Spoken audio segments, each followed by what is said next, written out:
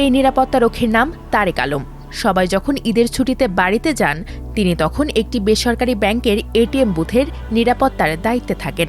গত 2 বছর ধরে ঢাকাতেই ঈদের দিন দায়িত্ব পালন করছেন পরিবার পরিজন ছাড়া। 6 মাস আগে তার ঘর আলো করে এসেছে এক ফুটফুটে কন্যা সন্তান। তাই ঈদটা কাটাতে চেয়েছিলেন মেয়ে, বাবা মা ও স্ত্রীর সঙ্গে, কিন্তু এবারেও ছুটি মেলেনি। তাই নিজেকে সান্ত্বনা দিলেন দায়িত্বের খাতিরে। আমার বিয়ে করে 2 বছর হয়ে গেল। 2 বছর হওয়ার পরে আমি ফ্যামিলির সাথে, এখনও বাচ্চার সাথে বা আমার ওয়াইফের সাথে ঈদ করতে পারিনি আর কি। আমার ইচ্ছে ছিল আর কি এবার ঈদ বাসায় করতে, বাচ্চার সাথে, বাবার সাথে। ঈদে তো মনে করেন সকালবেলা উঠতাম, সবার সাথে গোসল টোসল করে টোরে সেমাই খাইতাম, ঈদে বাবার সাথে নামাজ পড়তে যাইতাম। এখন তো এটা হচ্ছে না আর কি। এরকম অন্যের সম্পদের নিরাপত্তা নিশ্চিত করতে পরিবারের মায়া ত্যাগ করেছেন আনোয়ার হোসেন। তিনিও গত 5 বছর ধরে ঢাকায় ঈদের দিন আরেকটি বেসরকারি প্রতিষ্ঠানে ডিউটি করছেন।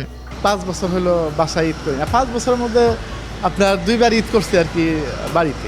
এরপর আর বাড়িতে আপনার দেশে ঈদ করা হয় না। আমরা তো এই জায়গায় যে ঈদ, এই জায়গায় যে থাকি, আমার তো এই জায়গায় ঈদ কোনো ঈদ কীভাবে যায় আমরা তো এটা বুঝি না। ঈদের দিনে অফিসে আছি, অফিসে থাকলে একটু খারাপ লাগে। এই ডিউটির মধ্যে থাকি সবসময়। আমার অফিসে থাকলে ঠিকমতো খাওয়ান দাওয়ান হয় না, নামাজ কালাম হয় না, এরকম এর মধ্যে থাকি আর। শুধু নিরাপত্তা রক্ষীরাই নন, রাজধানী ঢাকাতে আছেন এমন অনেক পেশাজীবী যাদের কাছে নিষ্ঠার সঙ্গে দায়িত্ব পালন করাই আনন্দের। পিচঢালায় এই শহরে সবাই যখন ঈদ উদযাপনে ব্যস্ত, তখন কেউ হয়তো দাঁড়িয়ে আছেন রাজপথে, কেউ বা হাসপাতালের করিডোরে, আর কেউ বা অতন্দ্র প্রহরীর মতো বসে আছেন প্রতিষ্ঠানের নিরাপত্তা দিতে। এই মানুষগুলো সদা সতর্ক থাকেন পুরো শহরকে আগলে রাখতে। বাসাবাড়ি ও বিভিন্ন প্রতিষ্ঠানের গেট কিংবা অফিস কক্ষটি হয়ে ওঠে তাদের ঘর। কর্মক্ষেত্রের মানুষগুলোই যেন তাদের পরিবার। কেউ বা আবার ঢাকায় থেকে যান আর্থিক অসচ্ছলতার কারণে। কিন্তু এই মানুষগুলোর কি মনে পড়ে না বাড়ির কথা? স্মৃতির মানসপটে ভেসে ওঠে না প্রিয়জনের মুখ? কিভাবে সামলান সেই কষ্ট? মায়ের হাতের খাবার মিস করতেছি। তারপরে গ্রামে থাকলে বন্ধু বান্ধব নিয়ে বেশিরভাগ আপনার ঈদের দিন আমরা বল খেলি, এই খেলাগুলোই মিস করতেছি। এখানে তো আর ওরকম কিছুই হবে না, শুধু বাসায় বসে থাকতে হবে। তা আসলে চাইলে মনে করেন ঈদের দিন নামাজ পড়ে আমরা বাইরে বাড়ায়া যাই। বউ বাচ্চা আছে বাড়িতে, টাকার জন্যই তো বাড়িতে যাইতে পারতেছি না, সেই জন্যই মনে করেন আমাদের ঈদ বলতে কিছু হয় না। রাজধানীর হাসপাতালগুলোর মধ্যে ঈদের গল্পটা আরও নীরব। এই সাদা দেয়ালের ভেতরে তাদের ঈদ আসে নীরবে। চিকিৎসা সেবা নিতে এখানে আসা মানুষের কাছে ঈদের আমেজ খুব একটা ধরা দেয় না, শুধু থাকে সুস্থ হয়ে বাড়ি ফেরার প্রার্থনা।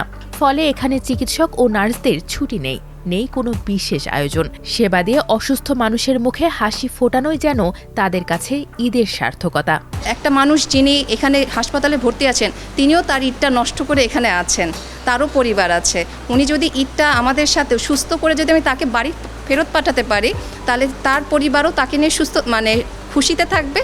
আমিও আমার সেই স্যাটিসফ্যাকশন, সন্তুষ্টিটা নিয়ে আমি আমার পরিবারের সাথে কাজটা করতে পারবো। ওনাদের জন্য আসলে একটু খারাপ লাগে যে দেখা যায় তারা ভিডিও কলে পরিবারের সাথে কথা বলছে, তো তখন আমাদের বুঝতে পারি যে তারা সবাই আসলে খুবই বাধ্য হয়ে এখানে আছে।